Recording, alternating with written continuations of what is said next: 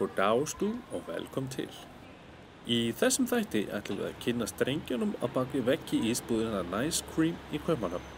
Nice Cream var stofnað snemma árs 2015 og samanstendur af tveimur búðum, annars vegar á Elmigaði í hjarta Nörrubrú og hins vegar á Engaviplass við enda Ystigaði sem í dag blómstrar með kaffihúsa og hjólabrettamenningu. Þar einnig verið að byggja neðanjarðarlestastöð og áætlað að byggingu hennar verið lokið 2019. Við settumst niður á þægilegum bekk við enda hjólabrettagarsins með nokkra handabjóra í 25 stiga hita og spjöllum saman á meðan Vesturbrú sýndi sína bestu hliðar. Áhugi minn á þessum drengjum felst ekki í útrása víkingadýrkun heldur í hvaða persónuleika þeir hafa að geyma. Hvað var það sem að leiddi þá til þess að stofna veggi ísbúð í Köpen með lífrænt ræktaðri hrávöru? Davíð er allra manna vinur með ansi mörg bein í nefinu. Hann er búinn að búa í Köpen í 4 ár. Hann er iðnaðarmaður af mennt en það liggja heldur praktískar ástæður á bak við þá ákvörðunartöku heldur en kall frá hjartanu. Hjarta Davíðs slær jafnatakt í kreatífum pælingum og má glögglega sjá að hann er ekki fyrirmynd hinn típiska iðnaðarmanns. Fannar kemur úr Vesturbænum þar sem hann meðal annars stundaði körfuknallleik hjá KR. Hann er búinn að vera með annan fótinn í Köpen síðan móðir hans flutti hingað 2011 og er upp með að skilgreina milli Reykjavíkur eða Köpen sem heima. Fannar er víðförull og ansi skrautleg persóna á íslensku mælikvarða. Vindum okkur beint í viðtalið. Bæskú!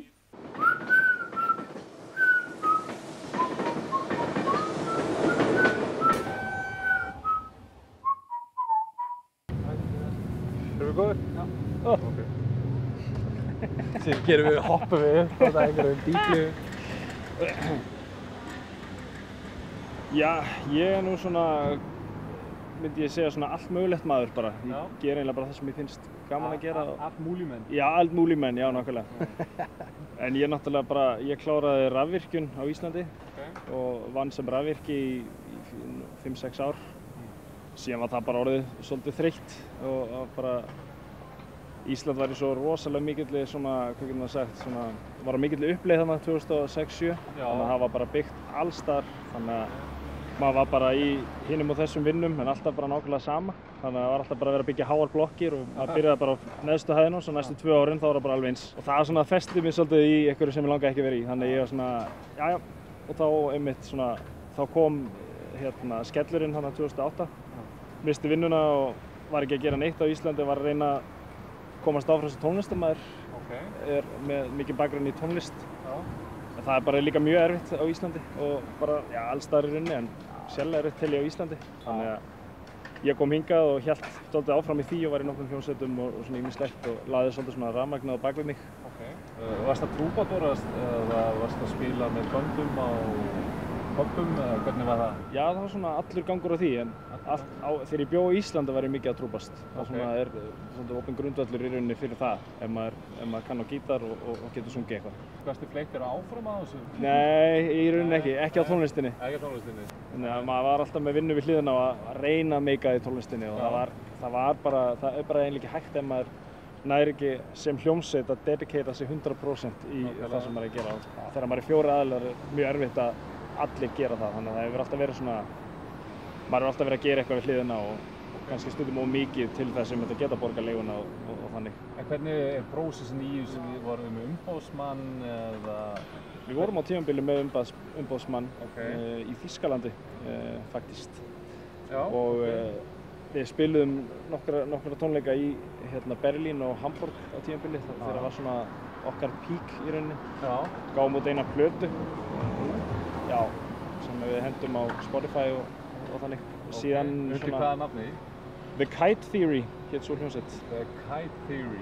Já, þannig að við erum eina plötu þannig. Og það var svona, já, eftir það þá svona héldum við aðeins áfram en síðan fór menn í háskóla og menn fór að gera alls konar og ég opnaði ísbúð og það var svona, var erfiðara að sinna því og líka bara kannski að því að tónlistarbransin er rosalega erfiður bransi, þannig að það er mjög erfitt að komast eitthvað langt nema þú ert 100%. Þannig að það er ekkert öðruvísi hérna en á Íslandi varðandi það? Í raun og veru ekki neitt. Nema það að það eru fleiri staðir hérna, meira fólk, það eru fleiri svona tilbúin hlusta á tónlistina hérna og svona sem grundvöllur fyrir nýjar hljómsveitina. Whenever I sit and try to figure why my life is such a mess, I feel the pain, don't know my name. Look at the rain, everything's in vain. Don't leave me now, I need you now. We should go. Já, ég byrjaði á Íslandi í fyrstu vinnunni minni, rétt á hann ég flytt út. Þá var reddað mér inn í Nóatúni í Kjötborðinu, sem algjörlega andstæðan við það sem ég stend í dag. Svolítið mikið. Já, og stend þarna og orðinn einn besti til að skreyta kjötborðin og úrbeina hluti fyrir fólk og fólk biður mig. En síðan gerist margt á Íslandi og sérstaklega krísan og ég bara verður pressaður út úr landi og hugsa að ég ætla bara að fara heim. Já. En þegar ég kem heim þá ég mjög þunglyndur og á mjög erfitt með minn persónuleika og kemst að því að það eitthvað að. Og í staðan fyrir að leita mig hjálpar þá fann ég mjög skemmtilega bók sem hafði mjög mikla áhrif á mig þegar ég var á botninum, sem heitir Ný jörð, sem mjög vinsæl meðal marga, frá Eckhart Tolle. Og hún breytti bara, hún kenndi mér að sjá það fallega í öllu því sem ég tók ekki eftir. Taktu eftir það sem þú elskar, ekki hlusta á aðra, vertu þú sjálfur. Það var ekkert svona í mínum aldri og mínum uppvexti. Þannig að ég kom inn heim, las þessa bók, byrjaði að vinna í þessu, fór inn á við og fann svolítið að ég búinn að vera mjög óheiðarlegur. Og þá kom karmaðið og mér byrjaði að líða illa og bara gat þetta ekki og vann út úr þessu. Síðan leið 1 ár í Danmörku, 2009. Þá byrjaði ég að hugsa, ég hef alltaf verið góður í eldhúsinu, þannig að ég ætla að fara í kokkinn.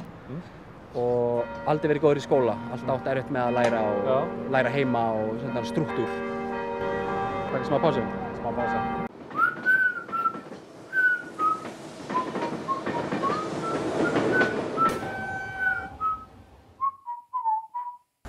Og þá fór ég í kokkinn hér í Danmörku. Og þegar ég fór í kokkinn þá hugsaði ég eins og alltaf, hugsaði mjög stórt. Og ég ætla að fara í missinni, af því ég mjög góður í mínu fagi. Og ég fór á Noma fyrst og var á... Varstu kokkur á Noma? Já, ég var kokkur á Noma og var kokkanemi í raun. Með tímanum þá var það aðeins svo mikið fyrir mig, þannig ég fór áfram að fara á annan stað sem var Falun B og síðan fór ég á AOC og var milli stjarnanna og hafði gaman af þessa organiseru taktík sem ég greinilega hafði ekki í mínu persónulífi. Og meðan var ég að lesa mjög mikið buddhisma og að vera í núinu og það passaði svo vel við að fólk vildi mig bara í vinnu af því ég gat verið svo nærverandi. En með tímanum þá komst ég á mikilvæga heimildamynd sem var hvernig dýrin farin og hvernig farið með dýrin í heiminum.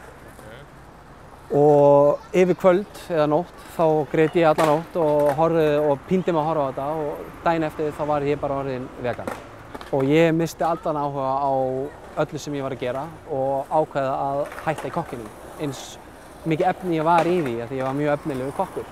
Leif mér að skilja þetta rétt. Þú varst í Kjötborðinu Nóatúni, þú lærið að vera kokkur, varst að vinna á Noma, horfðir á heimildamynd og ákvaðst að vera vegan. Já, strax. Vá. Bara yfir nótt. Það aldeilis áhrif. Þessi heimildamynd heitir? Earthlings. Earthlings. Og Joaquin Phoenix frá Walking Line talaði í hana. En eftir það þá fór ég í matarboð hjá mömmu og allir bara eitthvað, fann það aftur, hvað nú? Ég bara eitthvað, nei, ég vil ekki, ég ætla bara að fá salat. Og það var allt brjálað yfir því og þetta var svo nýtt, þetta var... Var það hérna eða? Já, þetta var í Danmörku.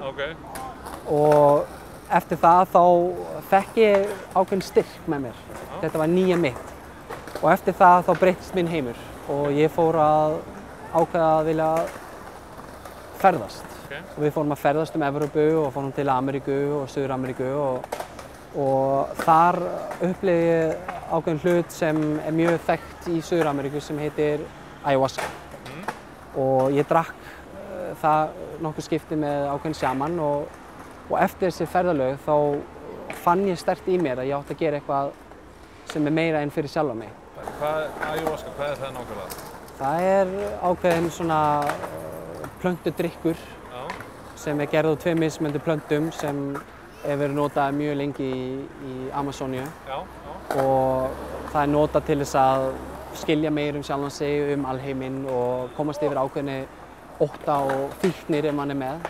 Þetta ákveðnið svona ofskynjunarlíf eða? Já, ég myndi, ef maður notar orðið þannig þá já, þetta ákveðin. En maður upplifir sig sjálfan á mjög öflugan hátt og ég fann sjálfan mig og upplifði sjálfan mig sem mjög veika mannesku og náði að bróta mig niður og vinna mig upp aftur út frá því sem tengt stærra myndinni og ég fekk smá stærra mynd af öllu. Og eftir það þá labbaði ég einn daginn eftir seremoníu og labbaði niður í litlum bæ í Guatemala og ég fann tenginguna við alla sem var mjög sérstök og ég hef ekki fundið hana síðan. Hún var eins og að vera það sem maður kallar í núinu. Hún var mjög stutt og þá kom þessar skýra hugsanir að ég átti að gera eitthvað sem gott fyrir dýrin, fyrir plánurna, fyrir heilsun okkar og reyna að vera þessi framtíð sem ég hef haft í mér og hugsa stórt og út fyrir myndina. Svona ákveðin kannski hreinsun fyrir heilan eða hreinsun fyrir þig sem mannesku sem þína sál að hafa farið í gegnum þetta? Já, mjög mikið. Þetta var mitt breaking point. Síðan kom ég heim og ætlaði að vera saman. Mér fannst þetta svo áhugavert, þessi heimur. Sem það kennarinn sem í Ayahuasca. Í Ayahuasca sem fer með þér í gegnum þetta trip og svo framvegis. Og þetta tekur 20 ár og svona, en þetta var mitt passion að þetta hafði svo mikil áhrif á mig, eins og margt annað. Þá kom ég til Danmarkar og kynntist kæristu minni og fekk dóttir sem heitir Aya. Eftir Ayahuasca? Eftir Ayahuasca, af því hún kom með mér í ferðalagið hérna í Danmörku, tókum annað seremóni hér og síðan kynntist ég aftur Davíð vini mínum sem við kynntust mjög þungir á Íslandi í myrkrinu, jamminu og svona og fór í gítarkennslu hjá honum og við myndum ákveðið svona sálarsamband og ég sýndi honum fyrir bók sem hafði mjög mikil áhrif á mig og hann tók hann inn og bara búm! Þetta var bara Hvaða bók var það? Bókana. Var það sama bók sem þú varst að lesa? Já, Ný jörð og krafturinn í núinu. Og hann tengdi strax við og krafturinn í honum bara skaut upp og við hægt og rólega byrjum að mynda svona sálarlegt vináttu sem leiddi í átt að gerum eitthvað saman. Og ég hef búinn að vera í Kaliforníu að vinna í svona seasonal vinnu og hugsaði bara að mér langar svo að gera eitthvað gott fyrir samfélagið sem ég bjó í og kannski plánundina ef maður kemur svona langt. En það að segja, ykkar inspirasjón, hún kom frá því einfaldlega að hafa lesið þessa bók, færi í gegnum Ayahuasca, breyta hugsunarhætti einstaklinga gagnvart dýrum og gagnvart okkar í rauninu, okkar naut, hvað við þurfum í rauninu. Skammtímagleði. Skammtímagleðin, já. Og það hægt að búa til þess að skammtímagleði án þess að vera að pína dýr. Já. Það mjög mikið okkar. Það sem almennt hugsað þegar fólk heyrir vegan eitthvað sem ekki vegan sjálf, þá hugsa bara eitthvað svona ógeðslegt, eitthvað bragðlaust, tilgangslaust og vantar næringunni eða eitthvað svona, við erum að fá prótein úr kjötinu og svona. Það langar líka bara svolítið að sýna að það þarf í rauninni ekki. Þú getur alveg sleppt í og getur alveg borðað hollara og það þurfi ekki að þessi e-efni og allt það sem í, hinu hefðbundna ísdag. En finnst ykkur eins og að þörfin fyrir það og eftirspurnin hérna hafi gert það að verkum að þið hafi farið alla leið með þetta eða er þetta eitthvað sem kom frá okkur sjálfum og ykkur finnst eins og að þið sé að breyta umhverfinu hérna? Vegna þess að það ju mikið lífrænt ræktaðan mat í Danmörku og fólk þykir það mjög nýs og flott að borða lífrænt ræktað. Ég væri til í að segja fyrir okkar hönd að þessi hugmynd og þetta universe sem við viljum skapa innan fyrir Nice Cream kemur gjörsamlega frá hjartanu. Kemur frá hjartanu. Þetta klárlega að ég hugsaði fyrst og fremst í mínu tilfelli að það væri svo gaman fyrir vegan foreldra og hvort þið eiga vegan fjölskyldu eða ekki að öll geta farið saman og fengið sér eitthvað gott sem hágæði, ökológískt auðvitað og notið þess að vera venjulegur.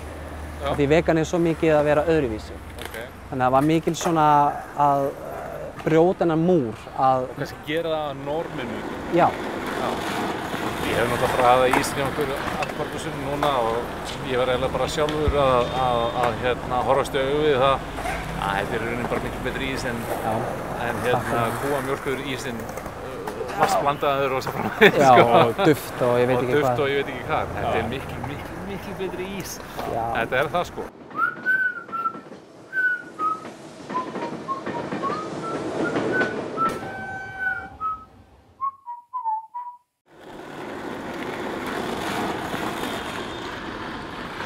Við vorum með ákveðna hugmynd frá hjartanu að prófum aðeins að gera það sem okkur langar að gera og við vorum ekki hræddir við að taka sénsinn. Gerum þetta. Já. Og með tímanum þá þurftum við að læra erfiðleikann í að taka þátt í samfélaginu á þennan hátt sem þýðir fjárhagsmál, skipulagning og allt. Af því við byrjum náttúrulega bara að hugsa gerum ís heima á okkur og setjum það í frystirinn sem við keyptum, sem við spöruðum fyrir og áttum efna á. Keyptum frá Englandi og þegar hann kom þá bara, ok, hvað nú? Og þá bara, ok, gerum ís. Og sér fengum við fljótt vita, það má ekki á heimilinu. Þannig að við þurfum að fá certified eldhús. Okay. Þannig að við gætum ekki bara fara út á strönd og selja ís, það er líka leyfi þar og þá byrjaði okkar kunnátt og lærðum svolítið frá grunni hvað má ekki. Og einhvers staðar þá byrjaði þetta ferðalag ekkert gekk. Og ég og Davíð hefum lent í rosalega miklu á þessu ári. Það hefur verið mest intense ár sem við hefum upplifað báðir. Og við hefum farið í svo mikið af setbacks og svo mikið af dóti. Ef við lögum eitt þá byrjar annað að það virka ekki. Og það er búið að vera svona og það kom tímabil þar sem við vorum bara án eldhús. Og við vorum næstum búin að setja bara hugmyndina á ís, bara stoppum þetta. Getum þetta ekki, við hefum ekki nú þekkingu, þetta er allt og erfitt að redda okkur. Við höfum búin að fá svo mikið nei.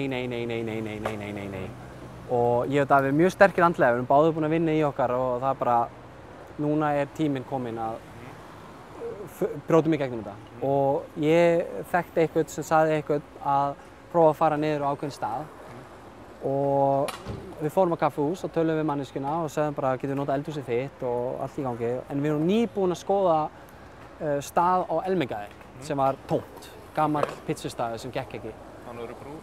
Og við stóðum fyrir utan og hann var að skjótast á vinninni sem hann í raun gat ekki og ég var bara Davíð, komdu núna, við erum að skoða þetta. Við hugsaðum að það væri númer og geta hringt. Það var ekkert, það var bara tómt. Og ég sá bara, ég var með magatilfinningu, þetta er fyrsti staðurinn. Ég fann það bara, þetta er við. Hérna byrjum við og hérna getum við gert fyrstu ísan okkar. Og Davíð bara, já, en heldurðu að, já, ég trúði alveg en svona hálflöpp inni í öðrum heimi og gengur vel í sinni vinnu, rosalega efnilegur í því. Og ég var bara, þetta er eina sem ég hef, þetta er mitt síðasta, þannig að ég bara, þetta er málið. Og síðan fer ég á kaffihúsið og tala við þennan mann sem á það og spyr hvort ég getur verið í eldhúsinu og síðan er ég að sýna honum myndir og er að útskýra hvað plönin eru að fá investor og sagði svolítið stór nöfn og hafði mikla trú á þessu. Og þá byrjaði hann að vera svolítið heitur og ég fann það á honum og hann byrjaði svona maður sjá myndirnar aftur af þessum ísum. Og aldrei smakkaði það neitt, hann bara, ok. Og ég sagði frá honum að við viljum einst þeirra því við erum búin að finna búð á Elmingaði og hann bara, wow. Kemur frá Nörrebró og Vesturbró sjálfur, hann þekkti staðinn og sagði að þetta var gullið tækifæri fyrir hann. Og síðan hoppaði hann á hugmyndina og vildi vera með og sagði ef þú og Davíð farið að hitta þessa stráka sem á þessu húsnæði, því við mikil vinna að finna þá. Þá hjóluðum við bara í 40 mínútur út fyrir bæinn og seldum hugmyndina og hann var með nokkra aðra og hann hugsaði að við vorum perfekt fyrir Elmingaði. Og hann leiði okkur að skoða fyrst áður en hinnir og nýji investorinn okkar hugsaði bara, gerum þetta. Og þá kom eldhúsið okkar. Ekki einu sinni búið, við hugsaðum bara, hérna getum við allavega gert ís. Þá byrjaði bara þannig, þá getum við kannski haft eitthvað fyrir framan og selt út en hafa hjóli. Þannig að það var þar sem í rauninni byrjaði. Þá vorum við allt í einu konum með þessa búð. Þurftum að gera gott úr því bara. Og leiða það ævintýri fyrir í gang, þegar opnið búðina og getið gert ísinn og svoleiðis. Hvernig voru viðbrögðin? Byrjaði fólk að kaupa þetta með þetta sammi eða leiði ykkur tími eða þurfti það að auglýsa eða hvernig var það? Er þetta orðið spurning? Þetta er brjálað. það sem nákvæmlega gerist var bara við settum opnunardag og auglýstum á Facebook og það var hátt í 2000 manns sem skráðu sig. Á fyrsta degi? Nei, það var 4000 manns. 4000 manns sem skráðu sig í opnununa sem ætlaði að koma á og kíkja á. Við fórum í fréttirnar og í dagblöðin og alls konar. Við vorum í sviðsljósinu í TV2 Lorry. Við vorum að opna. Það var svona 2 daga fyrir opnun cirka sem hann kom inn og kíkti og sáði og við náttúrulega vorum engan veginn með framleiðslu getu fyrir 4000 manns. Við hugsaum bara, hvað á að gerast hérna. En við bara unnum eins og við gátum og framleiddum dag og nótt. Sko, við erum að tala um heimaform, þar sem þú hellir sjálfur onni og síðan þarftu að nota töng til þess að ná honum upp úr. Og síðan þurfum við að setja hann onni sjálfur inn í þessa litla búð. Og onni það þá byrjaði ísarnir að brotna af því vorum á litlan pinna. Við vissum ekkert ís. Þetta var bara hugmynd og við bara trúðum á hana og lentum í mjög miklu. En það var 1000 manns þennan dag. Já, þú lærir á mistökum. Já. Og það er bara gott að læra mistökum, eða ekki? Klálega, jú. Það hefnast ekkert í fyrsta skipti. Nei, ég vildi segja að við tókum erfiðasta leið mögulega að starta eitthvað. Já. Af því við viljum ekki hafa neina, vanalega þá fer maður í kokkinn, lærir allt, verður góður, síðan opnar þinn einn stað. Eða rafvirkja. Já, eða rafvirkja. Og opnar ísbúð. Já, og mann fer svolítið með sína reynslu og maður veit nú þegar. Ég og Davíð, við fórum inn í þetta og við sem ekkert ís. Og við bara, af hverju frýsir ísinn svona? Googlum það. Þú veist, við lærðum svo mikið á leiðinni og það var enginn til þess að yfirkokkur, eitthvað sem gæti hjálpa okkur. Við þurftum að googla allt. Líka fjárhagslega síðana. Bara revísor, hvernig á að láta þetta keyra baki tjöldin, sko. Hvernig myndi ykkur lítast að opna búð á Íslandi? Er það möguleiki? Er hægt að vera með lífræntræktaðan ís á Íslandi? Það held ég alveg. Það bara, hann þyrfti að vera svolítið dýrari. Hann þurfti að vera svolítið dýrari? Já. En hvernig, ég meina, myndi mögulega hafa innflutning kannski frá Danmörku og búa til ísinn hérna og flytja það til Íslands? Já. Eða myndi þið vilja búa til ísinn á Íslandi eða? Málið sem í svona grunnskrefi hjá okkur að mikil áhugi í útlöndum fyrir að franchise okkur. Okay. Og það eina möguleikinn fyrir mig og Davíð að í raun segja já við Ísland. Það að einhver aðili á Íslandi hefur áhuga á okkur og sér vinsældirnar sem að springa að vill sjá allt. Og við komum og sjáum allt keyrir og allt eins, bara eins og franchise. Og við sendum ísana úr okkar framleiðslu til þeirra. Ok, svoleiðis. Þegar þið ferðist til Íslands, finnst ykkur vanta upp á lífræntræktaðan mat eða? Það vantar nú töluvert. Vantar? Já, það sem er mjög dýrt. Það er mjög dýrt á Íslandi? Já. Er það ekki? Ég man til þess að mjólk eitthvað tvöfalt dýrari ef hún er lífræntræktuð. Já. Samt frá sama búskap. Frá sama búskap, já, það ekki? Það er bara kýr sem hafa aðeins stærri svæði til að lifa á. Hvað haldið þið ástæð sé fyrir því að það sé ekki meiri framboð á lífræntræktuðum mat á Íslandi? Já, það náttúrulega örugglega fyrsta í því sem náttúrulega peningurinn. Miklu dýrara að rækta það lífrænt. Að rækta lífrænt í Íslandi. Og ef maður spáir ekki nóg mikið í hvað lífrænt þá er það svona sama mjölkin, þú veist, bara fræðastarinn eins og Já. Þetta er eins og með ávextina til dæmis. Ég segi oft að það væri gaman ef þú væri með banana til dæmis og þú með banana hér sem kostar 10 kall, sem tölum bara í dönskum krónum. Svo með aðra banana hinum megin sem eru lífrænir og kostar 15 krónur. Nema hvað að þú ert með það val að það stendur gaur í bara hlífðabúningum með gasgrími inn í búðinni og hann býðst bara til þess að spreyja lífræna banana fyrir þig og þá færðu 5 krónu afslátt. Og þá bara hérna, gjörðu svo, 5 krónu afsláttur. Síðan náttúrulega innflutningurinn og dýr til Íslands. Já. Og við, ávextir og svo framvegis. Ég til dæmis mjög mikil náttúrumanneskja og hef mikil áhuga á það sem Ísland hefur að bjóða. Sérstaklega hitapottarnir, bara sund yfir höfuð og þegar maður fer inn í sána hjá Íslandi þá finnur maður þetta hveralykt sem svolítið, mér líður bara að það betra fyrir mig í staðinn fyrir hérna í Danmörku. Ef við hoppum í eitthvað allt annað, sakna ekki sundlaugin á Íslandi? Jó, það er eina þunna línan sem heldur í mér við Íslandi. Það sundlaugirnar. Það ekki hægt að fara í sund. Bara geta að fara núna, erum við búin í tökku, förum í sund. Það ekki hægt hér.